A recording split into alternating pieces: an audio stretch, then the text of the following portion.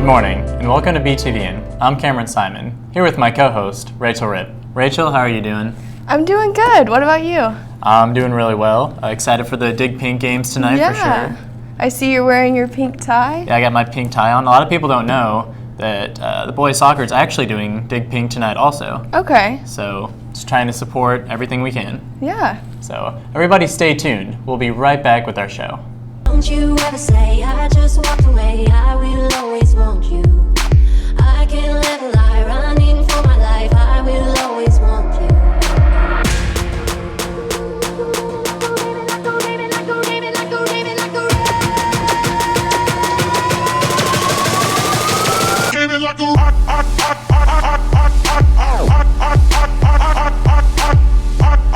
Thanks for joining us this Tuesday morning.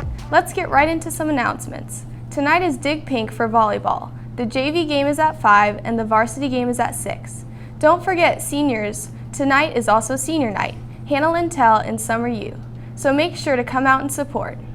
Rachel, I also heard from Hannah that the grade that has the most people come out will also get a pizza party. So that's pretty awesome. Awesome. And any middle school student who comes wearing pink will receive a free slice of pizza donated by Pizza Hut. So if there needed to be, just some added motivation. Also, don't forget baked goods will be sold, and all the income will go to the Susan G. Komen Foundation.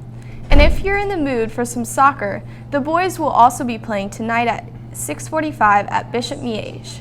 Their support would greatly be appreciated. Yeah, that's right, Rachel. It should be a good match. Always a big game against Miege because we play them on their senior night. Yeah. So they're amped up, and we should be amped up too, especially since their coach is actually our coach's father. Okay. So it's always a big game, and we always want to pull out a win for our coach. So hopefully we'll be able to do that.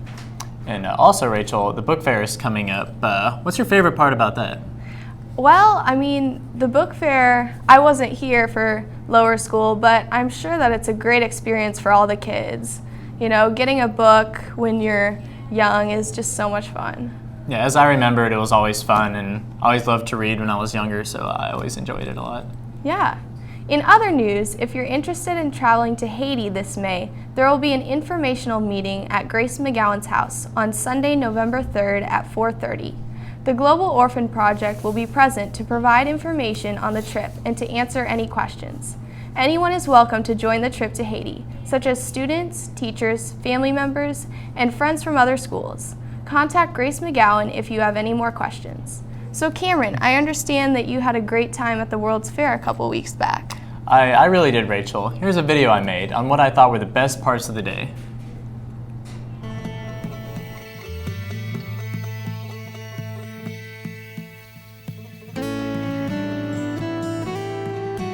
The idea for the World's Fair came from Mrs. Bradley actually approaching me over the summer a couple of years ago and saying, asking if I would be interested in working on an alternative to the Shakespeare Festival, which we've had for several years, which is a huge undertaking, and we were hoping to make that every other year.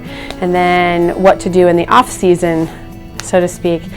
We would have another activity similar in structure, but that would encompass a different set of activities, preferably more on the math and science side.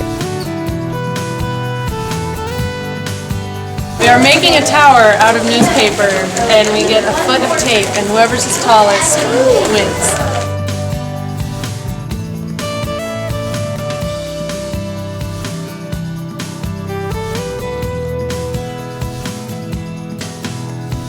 The student showcase.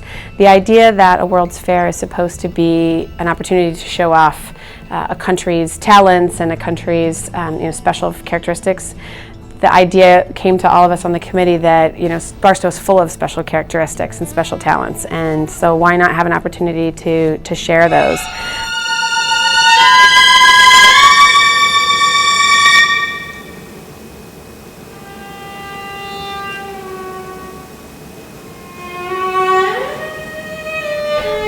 My hope for the World's Fair was that students would learn more about other cultures, more about their Barstow community that's right here that we can take advantage of, and more about themselves, where they fit in a bigger community, what they can learn from someone who's younger than them, someone who's older than them, because learning is something that happens every day. I got a butterfly and a flashlight, courtesy of Jared. This next tattoo is also courtesy of Jared. If I could get someone I'm here. getting a picture of this, okay? That can be black. Oh my gosh, that's scary. I have to say my favorite activity was perhaps the French waiters race, just because when we were brainstorming and the World Language Department came up with their activity and they said this French waiters race, I said, really? That's a thing? And they said, no, really, it's a French tradition. And then as we started working on the obstacle course, Madame Coventry and I started talking about, well, how can we tell people that this is a real thing and they don't just think we made it up. So she then had her 7th grade French students, while they were working on a cafe unit, create history boards that they could share with everyone, so they got information, and the whole piece just came together on the academic side, but then I think it was a whole lot of fun to do. The biggest challenge in setting up the World's Fair is making sure that all the moving parts come together. When you have 550 students and 50 faculty, 25 volunteers, people from outside of the community, you have to make sure everyone gets to lunch on time. You have to make sure that they can take a break and stretch their legs. So trying to figure out how to make a whole day happen with that many moving parts was definitely a big challenge. For me personally, I think the World's Fair taught me a lot about myself. And how I organize and how I work with other people, and so I do have to thank all of the people, and I really can't get every single name in, but there were so many people that helped out, and I really appreciate everything that everyone did to pull this off. I would love to see the World's Fair continue. I already have plans for 2015, going beyond musical performances, but also to include theater, to include our robotics team, to include community service projects, and all the things that make Barstow special. I thought was a good way to share our talents in a way that the whole school could see, instead of just lower school, just middle school, just upper school.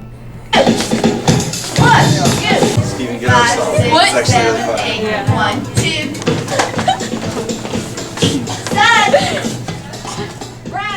Nice piece, Cameron. So tell us what it was like recording all the events. Which one was your favorite? Recording all the events was interesting. It was an event like nothing I'd ever experienced before.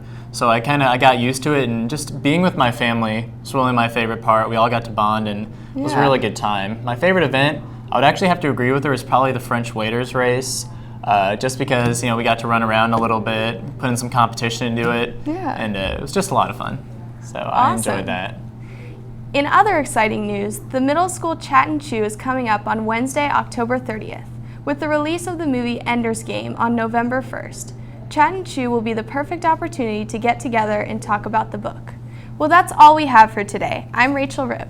And I'm Cameron Simon. Thanks for watching, everybody, and have a great day, Barstow.